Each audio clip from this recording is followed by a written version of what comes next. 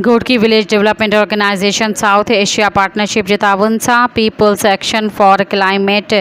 Resilience Programme तहत तालका खानगढ़ जे यूसी बेठोर यूसी लोही ऐं काज़ी बादल जे 15 रेवेन्यू ॻोठाणनि जे 60 नौजवाननि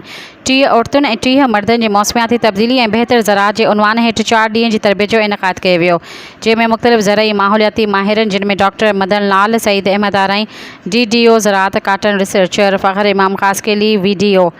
जे एग्जीक्यूटिव डायरेक्टर अली हसन मेहर माहौलियाती माहिर लेखक अयाज़ लतीफ़ दायो ऐं अॻूणे डिप्टी सेक्रेटरी ज़राअत रियाज़ अहमद दायो ज़राअत ज़िंदगी पाणी बिज ज़मीन ऐं वणनि समेत मुख़्तलिफ़ मौज़ूअनि ते सेशन मुनक़द कया विया त जीअं मौसमियाती तब्दीली असराइती ज़रई पैदावार ऐं माहौल दोस्त मालूमात बाबति जामे मालूमात फ़राहम करे सघिजे, जंहिंमें हारियुनि जी ज़राअत जे अहम मौज़ूअ ते तहक़ीक़ कई वई। माहौलियाती तब्दीली जे असरनि ऐं नुक़साननि जा मिसाल ॾिना विया ऐं हुकूमत जे मुताबिक़ तख़लीक़ी अंदाज़ में मालूमात फ़राहम कई वई। सब्सक्राइब कयो अवामी न्यूज़ HD खे ऐं ताज़ा तरीन ख़बरुनि लाइ ॾिसंदा रहो अवामी न्यूज़ HD।